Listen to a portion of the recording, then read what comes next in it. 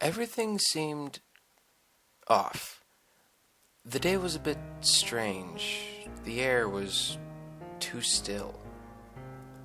I woke up with a smug feeling, but it was quickly replaced by a sort of anxiety once I realized there was only silence in my home. I looked over at my brother, but he looked fine. He smiled at me, which prompted me to smile back before heading into the kitchen. I pulled out milk for cereal, feeling better now that I was around my parents, whom were sitting in their usual spots. It was a Thursday, so I quickly said goodbye to everyone. That's when the feeling of anxiety came over me once again. I didn't understand it. They were happy and being normal, smiling, but there was something off about their smiles. I couldn't put my finger on it. Their eyes, I suppose? The smile didn't reach their eyes.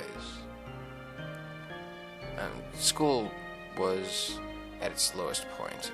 It was close to the end of the year, so people were breaking more rules. That meant I had more people on my ass about my weird habits and clothes and lack of a social life. However, today they just gave me weird looks. They left me alone and continued on through the halls or with their studies. Most people even looked at me with delight, like I played a practical joke. This easily caused the discomfort I felt to rise. No one was being normal. What was so different? I was consciously begging for the end of the day to come. The anticipation of getting out of here was almost overbearing. But what if things were exactly the same at home as they had been this morning? The bus ride was the same, except I grew even more nervous as the trees and houses passed. They did so slowly, but I still had the growing sense of something wrong growing inside of me. I was nearly back into my home with my family, who were acting as strange as people at school. I walked home slowly, kicking a pebble along the way.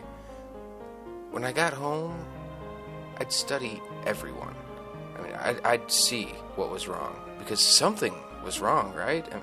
I couldn't just come out and ask, though, you know? That wouldn't give me the answer I needed. I would just observe, then conclude. I already knew it had to do with the comfort level of the people around me. They were so disturbed, it was almost obscene. I mean, my parents' eyes? The avoidance that I experienced in the halls? Did I get an overnight silent treatment from everyone? Did I turn into a monster? Walking into the house, I realized that the weight of a deep problem was ever present and heavy. It was still here. My parents were still in the kitchen, doing what they do. My brother was in his room, doing what young teens do. I decided to take the liberty of making dinner, which would give me a good excuse to study. While chopping the onions, I looked at my father and mother and realized what was wrong. I should have knew it all along. I laughed to myself loudly at my level of obliviousness. How could I not see? I knelt in front of Mom. I looked at her still, motionless, smiling face. Then I raised the knife I'd used to chop the onions and grabbed either side of her head. Cutting her cheeks was easy now. The blade moved so easy.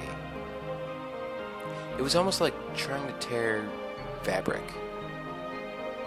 It always tore easier when there was a little tiny rip to start you off with. I cut her smile larger, allowing the cold blood to spatter my clothes, which were still covered in last night's blood.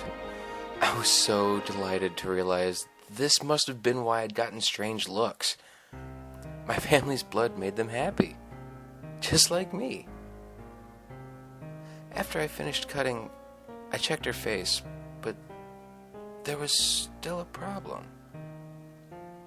I didn't like the way her cheeks stood out, like flaps. So I cut those off too. Until I could see everything, all of her teeth. I did the same to my brother and my father, giggling as I cut. Now their smiles reached their eyes. This was what was wrong all along. The smiles. They just weren't big enough. And now I fixed them. Everything is perfect now. My family is perfect.